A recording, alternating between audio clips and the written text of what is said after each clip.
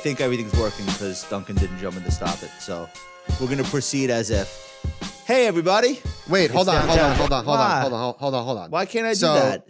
Hold on. I'm not even because what you said is ridiculous. But Morgan, Josh looks ridiculous, but his video is gonna be fine when we edit it. No, it's all like that. Both of you look terrible. But I look terrible it'll too. Clean up. But yeah, I'm Hold sure on. I I do too. look No, you look ridiculous, great. or the resolution is just not that good. No, the resolution. Relax. Okay. The internet. I mean, isn't that a better way of phrasing it?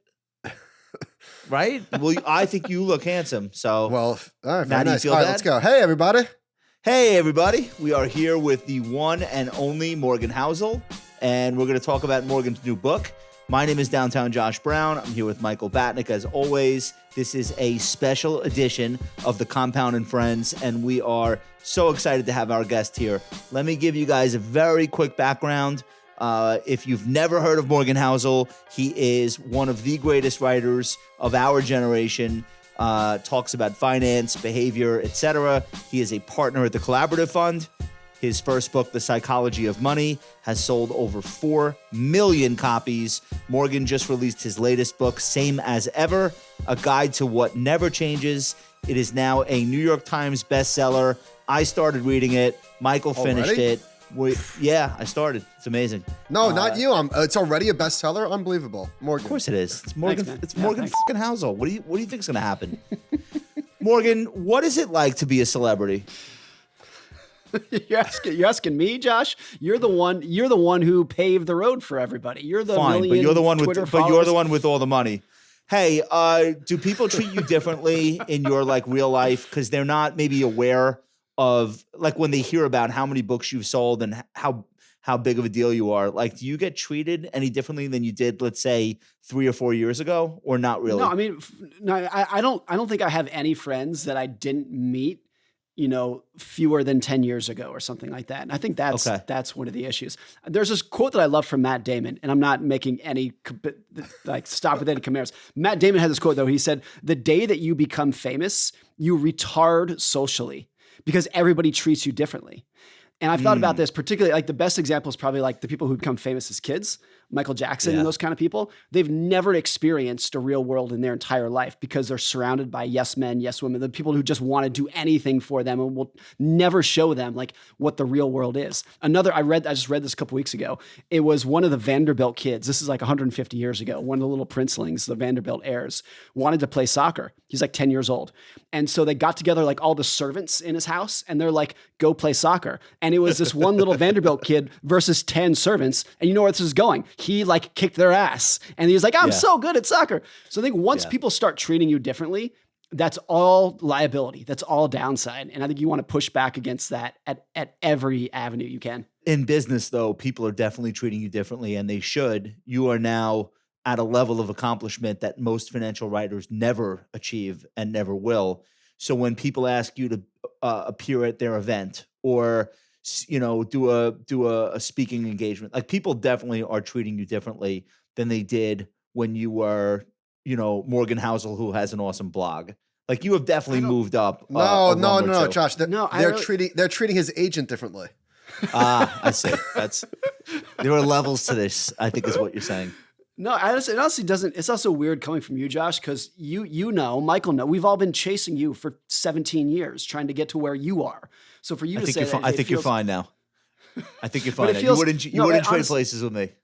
The other thing that's so important here, that's probably the most important thing, is to have a wife and kids who don't think you're anything Who know special you or you're before? anything Who different. know you before? That's right. Doesn't matter how many books you sell. When my daughter's I'm out of water. Get me water. Nothing matters. I agree. I get the hey, big shot. Now go take out the garbage. Exactly. I'm glad. But that's So I say, do you understand that I was on Charlie Rose? She's yeah, but the garbage is still here. All right. I wanted to get that out of the way. You deserve all of the fame and all of the accolades and all of the book sales because honestly, the writing that you're doing, and I'm going to let Michael get a word in edgewise after I say this. The writing that you're doing is among the most helpful writing for all investors, professional, amateur. It doesn't matter where they sit, how long they've been doing this. The stuff that you're putting out, and I don't mean once, but routinely, is the stuff that helps us survive and cope and get through, these moments where we think we're invincible or we think all is lost. Like that's the level of what you're doing. So you deserve everything that's come your way. And that's why we were so excited to talk to you about the new book. Michael, why don't you take it from here so I could take a breath? Okay. So the book was incredible, as I know it would be. Congratulations, Morgan. Today we're recording. It is Monday, November 20th. And all anybody wants to talk about today, rightfully so, is the huge news that the board of OpenAI threw out the founder or co-founder, whatever. It's really an incredible story. And in your book, which is a guide to what never changes, you wrote, new technologies take years or decades for people to even notice. And that definitely used to be the case. But isn't it interesting that we now live in a world where things get disseminated faster than ever and products come to market faster than ever? There's this chart that shows like growth to 1 billion users, and it's getting shorter and shorter and shorter, now culminating with OpenAI. It took them like, I think 47 minutes to get 1 billion users or whatever it is. So do you think that some of the lessons or experiences that we're having talking about this company are really different? Like, what are some of the timeless things, and what about today is really different than it ever has been? I would push back a little bit on the idea that like products are coming to market faster, because even something like AI, yes, ChatGPT has been around for 11 months, but AI has been a thing for like 40 years. It's just now people are noticing it. That was the point of like all these things happen so slowly before they just explode onto the scene. It was the same, like the iPhone came out in 2007, but smartphones, bad ones, shitty ones, have been around for decades before that. So I think a lot of this, it's kind of same as ever. Like it's all like all these technologies take forever to build up, and then they kind of just burst onto the scene all at once. And you can go back hundreds of years, and that's really the same. I do think it's interesting. Like someone pointed out that if you go back 20 years ago, or like the late 90s, early 2000s, it was when they were first introducing encryption onto the internet, and people freaked out. It was like, this is going to be the easiest way to hide bad actors and for criminals to hide. Now that everything's encrypted, like forget about it. And of course, like that seems ridiculous now. And someone made this point into the doom and gloom AI, like it's all going to be Terminator. It's going to ruin our lives. That kind of vibe for new technology has been around forever too. It was the same with like, when the telephone came about, it was nobody's going to write letters anymore, and that's bad for society. And then when the internet came out, it was like no one's going to talk on the phone anymore, and that's bad for society. And there was like whenever there's a new technology, there's this yearning for the old way. And I think a lot of it is because you don't want to be told that the old way that you've been doing it for your entire life was wrong and inefficient, and there was a better way all along to do it. And now you have to reject everything you've done and try something new. So I think in a lot of ways, it's the same. I mean, what's gone on in the last 48 hours, of course, it changes every 9 minutes. So like by the time people listen to this, who knows what's going to happen, but hard to think of a bigger board belly flop than what's happened. To not, I mean, as I'm sure this will change by the time this is published, but 700 of the 770 OpenAI employees have signed a letter saying they're going to leave. The entire company is walking out the door. And for I don't think that board's going to survive this, by the way. So no, I'm sure by the time people are listening to this, it'll be completely different to it. But it's astounding to take the most high-profile CEO in probably the most important company in America and just axe them without thinking even one step ahead, let alone 3 or 4 steps ahead. I want to follow up on that really quickly. You sit on the board of a public company. Isn't this like job number one to make sure that whatever you're doing, the stakeholders are like going to be in solidarity with that somewhat?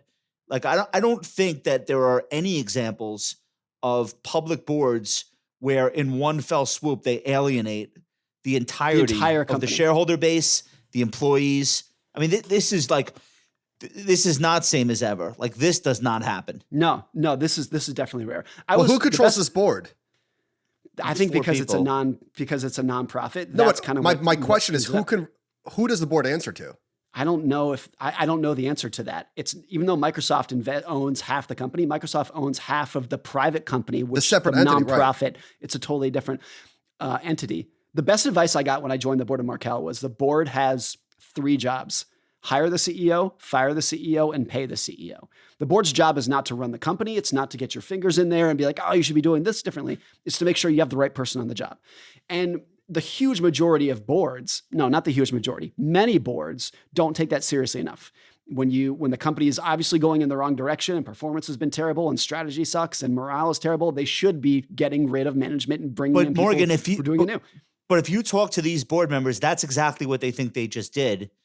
They think that this particular CEO was headed in the wrong direction relative to the not-for-profit mission, not as it pertains to the for-profit part of the company. They think that the for-profit part of the company was getting out of control, and the initial mission of OpenAI was to do this safely, and accelerating at the rate that he wanted to would have constituted an unsafe acceleration. So that's their rationale behind this is we are acting as a board in the interests of OpenAI, the not-for-profit that we are answerable to. But here's the nuance to that. You know that, and I know that because we've pieced it together from certain journalists. The board hasn't even announced that. The board just put out a vague statement saying he lost the trust and he was not being forthcoming in his communication. And then so immediately when that came out on Friday, everyone was like, oh, he clearly committed fraud or had an affair or whatever, or the other things that you would do. And yeah, I thought it was that's not the case. I thought it was a sex thing or like China was paying him. I thought it was something like that. Yes, something like that. And so even if I can empathize with the board who has a duty to have the right person, and then they felt like they didn't. I can empathize with that part. But the way that the communication was bungled to such an extraordinary degree is just astounding to watch. So Morgan, getting back to where this came from, it came from a chapter called Overnight Tragedies and Long-Term Miracles. And in that chapter, you wrote, if we hadn't become better at treating heart disease and the mortality rate hadn't plateaued since the 1950s, 25 million more Americans would have died from heart disease over the last 65 years, which is, 25 million is a lot of people.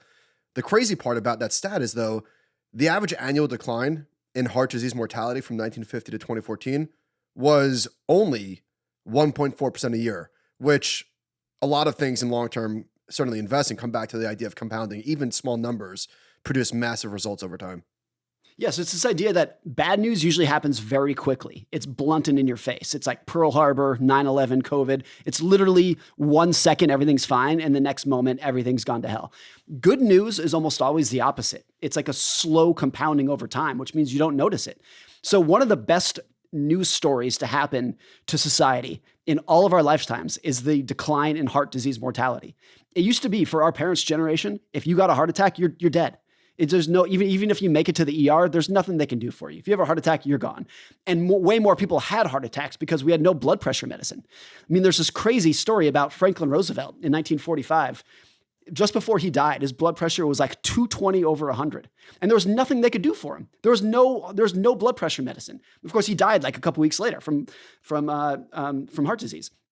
But so it's so much better now, but we don't pay any attention to it because it was a 1.4% improvement over 80 years. Now, if you understand compounding, anything that compounds even at 1 or 2% for 80 years turns into this ridiculous statistic, 25 million lives saved.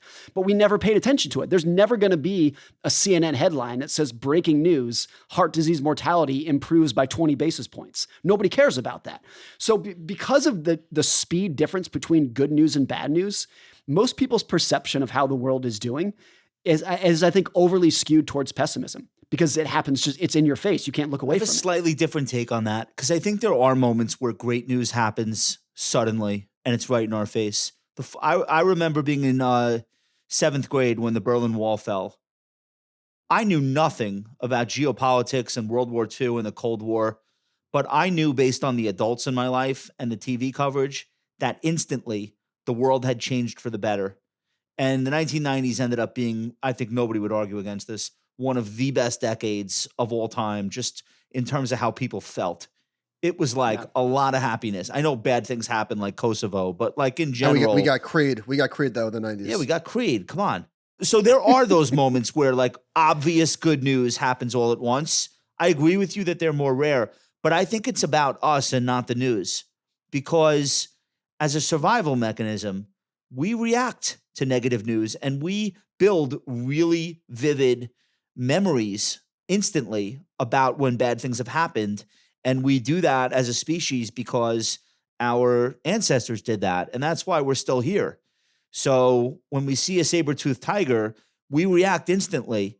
We probably have a more pronounced reaction to that than when we see a honeycomb that we can bring back to the cave and give everybody sweets. Like that's what nature, that's what happened in order for us to survive for the millions of years before we had stock market portfolios.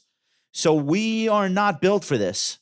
We're predisposed to like react with greater urgency to threats than opportunities. And of course, like just evolution, you have to survive in order to get the opportunity. So one is way more important than the other. It's always been the case.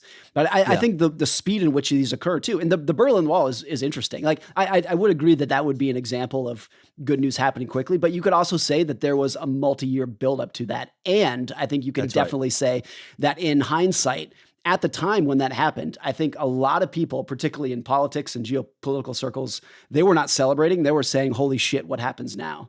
And it was not obvious what was going to happen now. This country that has tens of thousands of nukes, and now we have no idea who's running them, what's going to happen now. I think for a lot of the world, it was a terrifying moment, even if in hindsight, of course, it was for the better. Yeah, well, you know what? It was uncertainty no matter what. It might have been uncertainty in a potentially positive direction, but I think that's right. 6 years ago, I wrote a post called Gradual Improvements Go Unnoticed. And I took that from a Bill Gates quote. He said, headlines in a way are what mislead you because bad news is a headline and gradual improvements are not. So for every Berlin Wall example, there are probably literally 10,000 to 1. I made that chart, reasons to sell. I tried to make a chart, reasons to buy.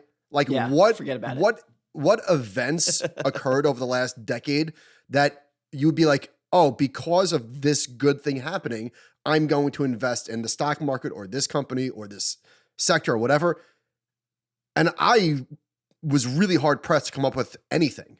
Well, here's the thing. If you actually made a chart called Reasons to Buy and you are serious about it, it would be like 9/11, Lehman Brothers, COVID. Those were the reasons. In hindsight, that's when you should have been buying, of course. Those were the reasons to do it. And so, you would look like a troll, Mike. If you wrote that, you would look like you're absolutely trolling everyone. No, so on the chart, I put like Steve Jobs unveils the iPad. Like, sure, okay, Uber goes live in San Francisco, but it was hard.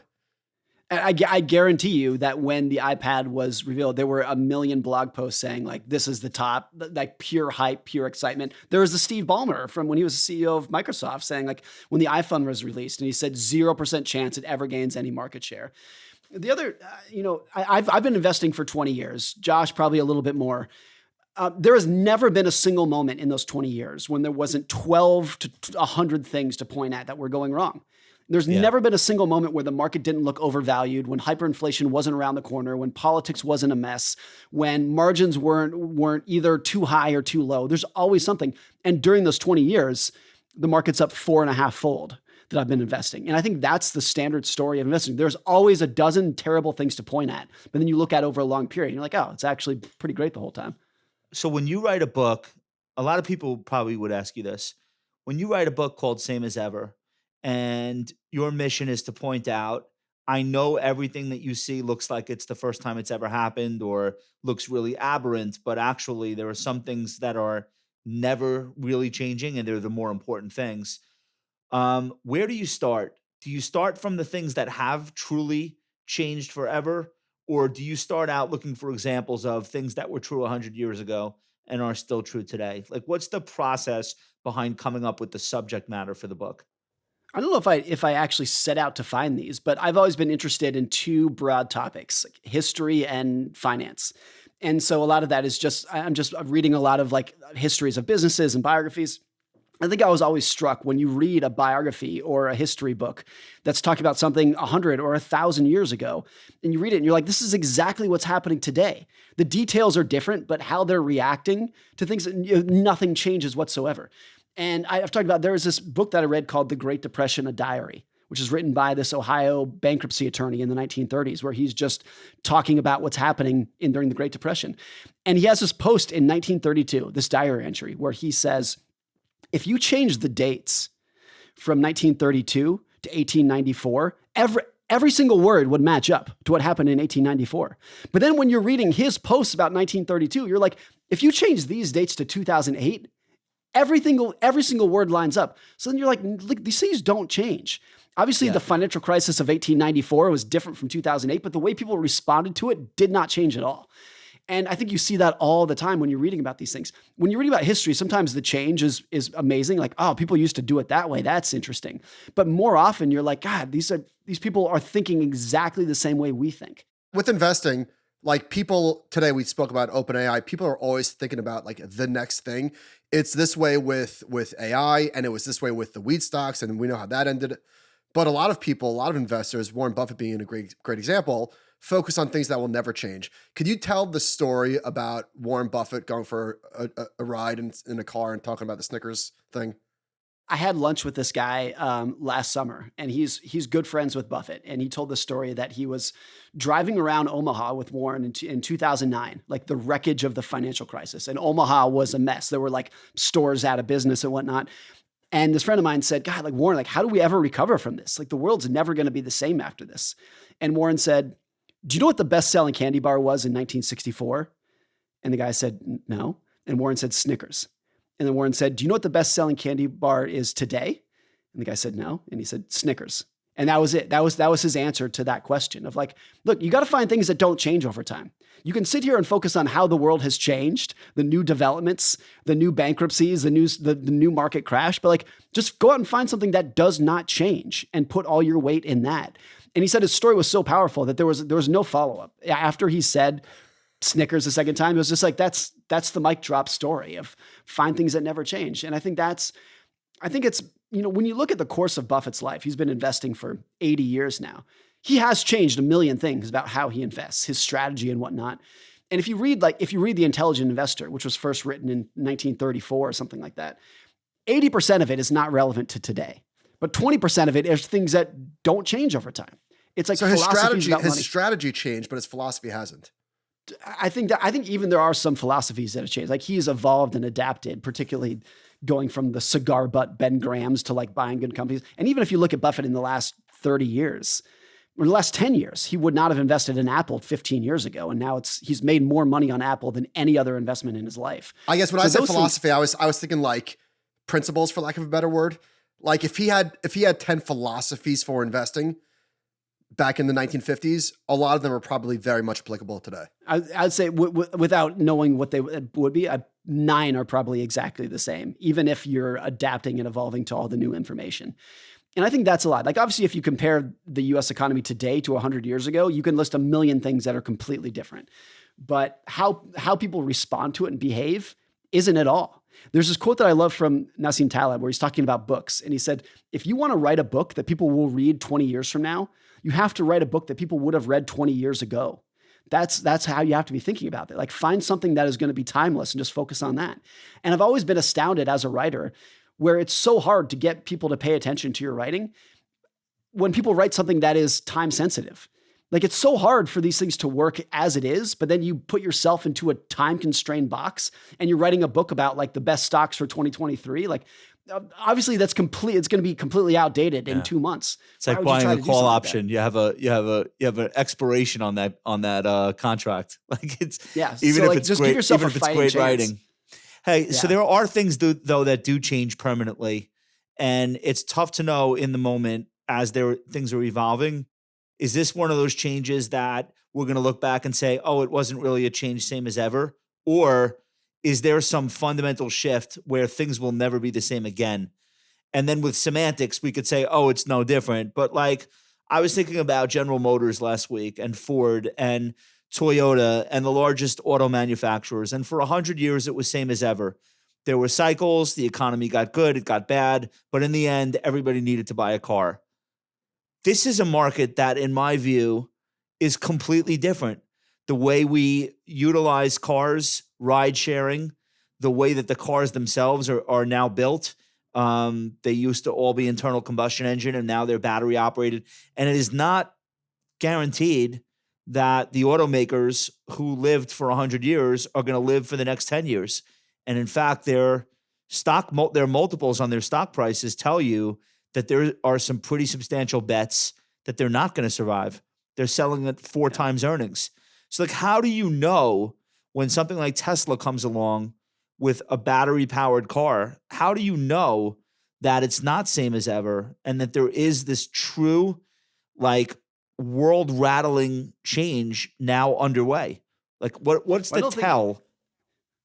Yeah, I think the idea that everyone has always needed to buy a car, I would not put that in the same as ever category. In fact, there's such a long history of things that were so obvious everyone was going to need forever, typewriters and whatever it would be that come and go. What is same as ever, that is in that chapter in the book, is like how natural and normal it is for your competitive advantage to die. And how it's not normal whatsoever for a company to dominate for 100 years. And if there is one like at a very broad level, how things are different today than they used to be, is I think a lot of these trends evolve or are accentuated more than they used to be. So I'll give you an example. Social comparison of like, I'm going to measure my well-being relative to my friends and my neighbors and coworkers and whatnot. People have always done that, but it's way accentuated now because of social media. So the idea of comparing yourself to others is not new, but it's just like gasoline on the fire now and it's getting worse by the day. Like the better the algorithm becomes, the less great you feel about yourself when opening up Instagram and seeing how happy and beautiful everybody else is. So a lot of these things, even if they've been around forever, there's like the speed in which they can happen changes. And that's probably true for companies' competitive advantages of maybe it used to be that if you made it to the top of your industry, you could dominate for 30 years and maybe now it's 6 or whatever it would be. So even if the idea is the same, the speed in which these things happen can be totally different. GM2 is something like GM and Ford, all those big automakers, they've been struggling for a quarter of a century. A quarter of a century would be like the average lifespan of a new industry. And that's just a period that they've been struggling for. So the fact that they've made it this long is pretty astounding in itself. That's interesting. That's a better way to frame it, I guess. Is like the constant is losing your competitive advantage. Yeah. And I don't know which companies are going to do this. This is not a forecast, but you know that in 20 years, at least one of Google, Amazon, Netflix, NVIDIA, Apple are either not going to exist or they're going to be the equivalent of like JCPenney's. You have no idea which one, but I don't think there's ever been a period in which that's not the case. I remember this article. But how about Fortune. This? I don't know that. I mean, I know it sounds naive to say that they're all going to be around in 20 years. It's like, read a fucking history book. History says that none of these companies will be here in 20 years. What if it's different this time?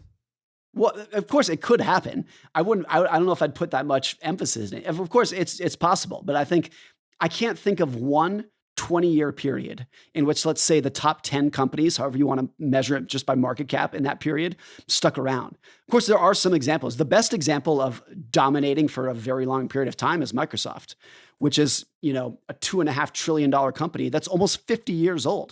The company's almost 50 years old, and it's going better today than it ever has in its history. But that's the exception. Incredibly rare. That's not what you should bet on. But these are the exception. I think the FANG term came about in 2015. And I would bet money that by 2030, which would be a 15-year period, the FANG stocks are still going to be the dominant ones. And I don't know that there's been a group of companies that have dominated for a 15-year period. Maybe there are. Yeah, I mean, and just because you're not dominating anymore doesn't mean that you're out of business. Like if this was 1999 and we were talking about dominant companies, we would say Walmart, Dell, and Citigroup. Those companies are all still around. They're just not the holy shit companies that they were 25 years ago. So I think there's a lot of these companies that Amazon, like all those big companies today, the FANG companies today, they might still be in business 25 years from now, but the odds that they're going to be dominating to the extent that they are today is very low. State that without looking at any of the companies, just by saying in all of history, that's always been the case. One of the tricky things about thinking about things that will never change is that we are constantly force-fed things that either are changing or the rapidity of which the news cycle happens. And we were talking about the media, and a lot of people like to say that they're in it for clicks, which is obviously true, but they're giving us things that we will click. Like they're giving us what we want. If they weren't giving that to us, we wouldn't be clicking on it. And so you tweeted, and this is maybe a good way to like sort of recalibrate where you want to pay attention or where you want your energy to go towards. You said a good test when reading the news is to consistently ask, will I still care about the story in a year, 2 years, 5 years? Yeah. And of course, there are some news stories for which the answer to that question is yes. if you're talking about like what's happened in Israel and Gaza for the last couple of months, like we will care about that in the future. So it's not that the answer is always no, but if the news story was NVIDIA misses earnings by 1 penny, am I going to care about that a year? No, not whatsoever. Even if it's going to attract my attention today, I just think it's a really important filter for doing these. And I've always tried to do that as a writer by asking like, is this thing that I'm writing, is it going to be relevant in 5 years? And if the answer is no, why am I going to waste my time on something that's going to die? 10 years ago, I was a columnist at the Wall Street Journal, and it was always the case. Every single piece that they wanted, they would be like, hey, good article, but how does this relate to this week's news? And I would always be like, it doesn't. And why would I want it to? I want the opposite. I want it to be timeless. But they always said, no, it has to be tied back to something that occurred in the last 24 hours. And I always thought that was the craziest way to go about content. Yeah, but they're not Wikipedia. So Jerry Seinfeld tells the joke, isn't it funny how the newspaper is always the same amount of pages? Like there's a certain amount of need to pay the bills to get people to read things. And the fastest way a news organization gets people to read things is if they're urgent or seem urgent. Yes, so maybe I understand you're not writing why. Wikipedia entries. You're writing like, what do I need to read? Why do people need to read this right now? That's the job. But I understand why it would happen, even if I thought it was wrong. But you could also push back and say the people who write timeless things get the most clicks. Those are people who have the most loyal followings, who sell the most books, who have the biggest blogs. Morgan, how many Morgans are there? How many Morgan Housels are there? Is this true? Not question? a lot. Not. There's really not that many. There's Morgan Housel. There's Pomp. There's actually and that's it. I mean, that's really what you got. But the three of us have spent our entire careers almost always writing about things that are timeless, and it's worked for all three of us. And the three of us could have written about what the Dow did today, and that even if you're very good at it, the clock is ticking on everything that you write. Yeah, I actually used to write a lot about what the market was doing every day and every week. And even when you did it, though, you put it in broader context. That's what I try to do. I try to tie it back to something that was bigger than the news of the day. I agree with you. But then I just stopped entirely.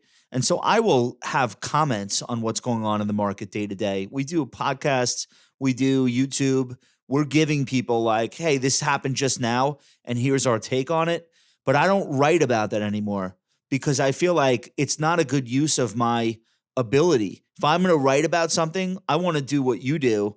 I want to write about something that people are going to care about 6 months later, 6 years later.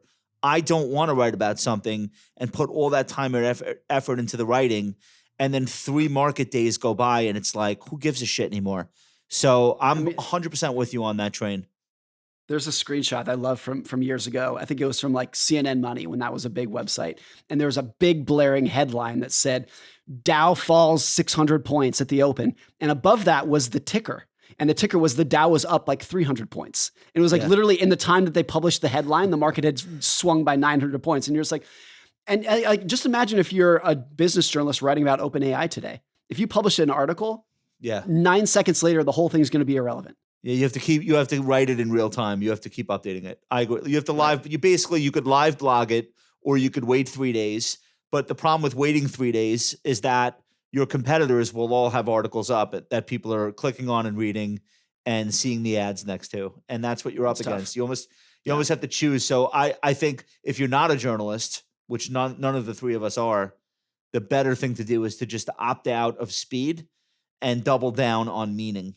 And right. I know a lot of journalists who would love to do that also. That's not the job they're being paid to do. Yeah, it's a tough balance. So tell us what one of the more surprising things about doing the book, the reaction to the book, or what got included in it that you didn't think would at the outset. Tell us about like kind of the behind the scenes being an author of something like this. I've been blogging full time for 17 years. During that period, just like the two of you, you come up with tons of material and stories. You just have this giant catalog. Josh is bigger than the ones that Michael and I have. So within that, you can look at just, okay, these are the 4,000 blog posts I've written. What are some of the trends? And can I find 20 posts that I really liked and use that as a springboard for a chapter? So my first book, Psychology of Money, was the same. It's just like, let me find 20 blog posts that did really well and then use that as an idea, as a skeleton to turn that into a chapter from there. That's really what it's been. And to me, it's not only the most efficient. So would you say this book is your second best 20 stories? Oh, geez. That's tough. Maybe. But I think it's not only the most efficient, I think it's the best way to write a book because the material, the ideas can be tested in a way rather than, because I don't know if it's the same for you guys, but even after blogging for 17 years, I don't know what's going to work. I'll write a post and I'm like, this is great. And it's a total flop. And vice versa. Sometimes I'm embarrassed to publish it, and that's what does the best. It's really hard to understand what's going to do well before it's out there. So if you can test a lot of the material, this is something that Taleb does as well. Like all of his ideas from Black Swan and his other books, like it had been tested in a blog beforehand to get the idea, and then you can craft it from there to turn it into a chapter. Morgan, you've been blogging for 17 years. You started podcasting, 6 months ago or so. How's that been? What's different about speaking versus writing? I think obviously speaking is more of a performance just because the tone and your inflection and the speed in which you're speaking is all something where in a blog, there's none of that. It doesn't matter whatsoever. What's astounded me that I know you guys will relate to because you're big podcasters too. The podcast I've been working on for 6 months is already bigger than the blog that I've been working on for 17 years because the audience, don't tell anybody that the potential, the number of people who want to learn with their ears is so much bigger than people who want to learn with their eyes. But that's what Patrick O'Shaughnessy tried to explain that to you. And at first you were resistant to that idea. I didn't believe it because I'm not that much of a podcaster. I'll listen to them on the planes, but most of the time I read. And that's how I want it. And I think I implicitly assumed that everyone else was the same. And it's not true at all. So it's cool to have I think that's one of the main reasons I'm doing it. I mean, it's fun. It's just a different medium. But you got to go where the people want to learn and like where they're willing to get it at. And so that's been the shock. So next you're going to take your talents to the blockchain? It's all going to be on the blockchain, right? Do you think that investors who are coming across these ideas for the first time and had not been blog readers per se, but they hear you explain it, don't you think that they probably absorb it better as an audio product than they would if they just read you for the first time? I have different thoughts on this. Because I listen to you, and I feel like if I were like not sophisticated and never really read about investing, but I heard you speak, I feel like if I'm in the shoes of that audience discovering you for the first time, audio is almost a better introduction. Even though you're a great writer, like we all know you're a great writer, I'm talking about for somebody that's coming across your material for the first time. I think for most people, the answer is yes. For me, it would be no. And back because I am a reader more than a listener for podcasts. And maybe this is dumb, but I think it's easier to hit pause with your eyes than it is to actually hit pause on your podcast or on your audiobook. So I think when you're reading on your own, you can go at your own pace. Whereas in a podcast or audiobook, it's easier to get lost and to be like, I don't know what this guy's talking about anymore. That's a good point. Yeah. And so that's what it is for me. There's plenty of times when it's like, I need to reread that paragraph. It's easier to reread a paragraph than it is to hit the back 30 seconds button and redo something. So people are different. But I think the majority of people who are listening to audiobooks and listening to podcasts wouldn't be getting any of it. It's not like if the podcast didn't exist, then they would find the time for books. I think with the explosion of audiobooks and podcasts, you just have more learners. It's just increased the entire pie. It's not a rearrangement of how people are getting their information. It's just more people are getting information today than there were 20 years ago, which is great. I think that's a really optimistic way of thinking about it. It's not like people stopped reading. The readers are reading. And then all these other people that would never have read are coming to these ideas in a different format that they prefer. Yeah. And you can quantify that because like the audiobook market has exploded. It's just like ridiculous growth. But the physical book market is as good as it's ever been. It's not like it took market share away from that. It didn't cannibalize it.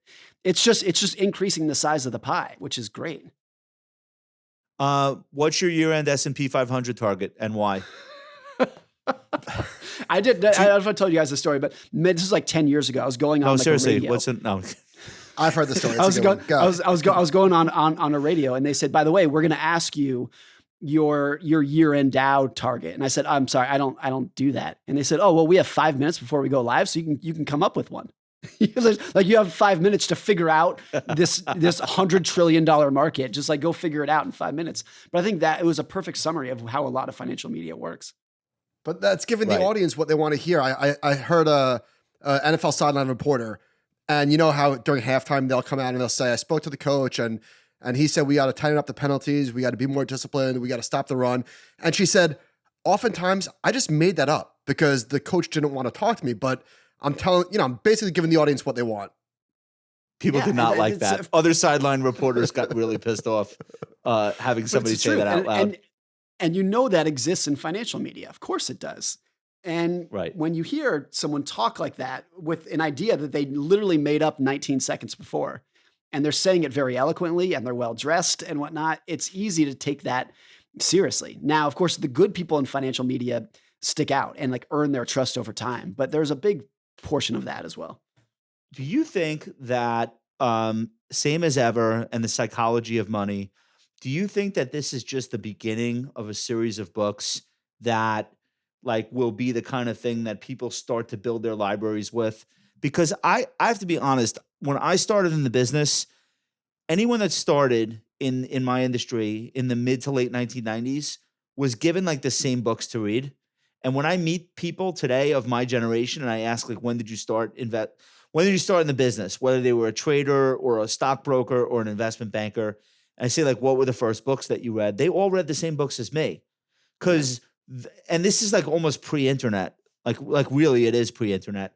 So these were just like the books that you were told when you started in the industry, like this is what you read. I think that every generation has a version of that. And like maybe the people who started in the industry 10 years ago, they were all given Kahneman. Then like people were like, oh yeah, read Thinking Fast and Slow. Well, why? I don't know. Just everyone's reading it. Just read it. Right. Like I feel like there's always that group of books for every generation. So for my generation, it was like a mix of motivational stuff, like The Richest Man in Babylon and Peter Lynch. And then thank God somebody slipped in like Nick Murray for me was the book that changed my life. But I feel like there are people that are starting either as investors or professionals working in the industry, and they're being handed your books. And these are the books that they're telling other people they have to read. Like that becomes a thing. I feel like you could go on a run now where as long as you, in a reasonable period of time, have the next one ready and the next one ready. No pressure, Morgan. No pressure, but you could be like the bookshelf for, this generation. I mean, it's happening anyway. Well, first, thank you. And there's two different ways that I've seen this play out. There are some books that have been selling at ridiculous levels for 25 years. Two that come to mind are 48 Laws of Power, which I think was published in 1998, and it still sells millions of copies every year. Yep. Rich Dad, Poor Dad is another. I think it was published in the late 90s too, sells a zillion copies every year. So they have like the long tail on those is extraordinary. It's literally an entire generation. There's also books, I'm not going to name them because I don't want to say bad things about any author, but books that at one point in time sold millions and millions of copies and then just stopped. Just out of the middle of nowhere, it just stopped. Some of those, if you look back, it's like, well, that was kind of timely given the era in which it came out. But sometimes I think it just kind of saturates its target audience and then it's done. So there's two. Yeah. And if I look at that book that I'm describing versus like 48 Laws of Power, it's hard to describe what the difference is. Why did 48 Laws of Power continue and this other book just stopped? I don't know if I can piece it together. So I think it's very hard. It's very hard to predict book sales in any sense, even if it has a ton of momentum. And you can even look at like the Harry Potter books, like the biggest selling books of our generation don't sell nearly as well today as they did 15 or 20 years ago. At some point you saturate your market and things fall apart. Well, let's hope that doesn't happen for a long time to come. We are obviously friends of yours, but also huge fans of your work. And the new book, Same as Ever, just loaded with amazing stories, great insights, great takeaways. Obviously, anyone that asks me, what should I be reading this fall? That's the book. And, hopefully you're already thinking about how to get the new one out. But just want to thank you for hanging with us today. We asked you last minute. We really wanted to make sure we promoted the book and we got you in the mix. So thanks for doing this. And anything you want to say to the audience in closing? Any compliments you want to give to either Michael or myself? You tell us how you both of you. How do you want to end this? Both of you are in the acknowledgments of Psychology Money because of the impact you've had on me in my career. Awesome. So but Morgan, both of us didn't also make the acknowledgments the same as ever. Not to brag. So go yourself. No, you're both in there. I'm pretty sure you're both in there. Damn it. Michael, we don't have to be in there because it's same as ever. So we were in the other one, like, you know what I mean? Like it's unspoken, it's implied. It's implied. He still likes us. All right, Morgan, we love you. Thanks so much for being a part of this. Everybody go out and get your copy of Same as Ever from Morgan Housel. You're going to love it. You're going to want to buy extra copies as gifts. We recommend you do that too. Happy Thanksgiving. We'll talk to you all soon.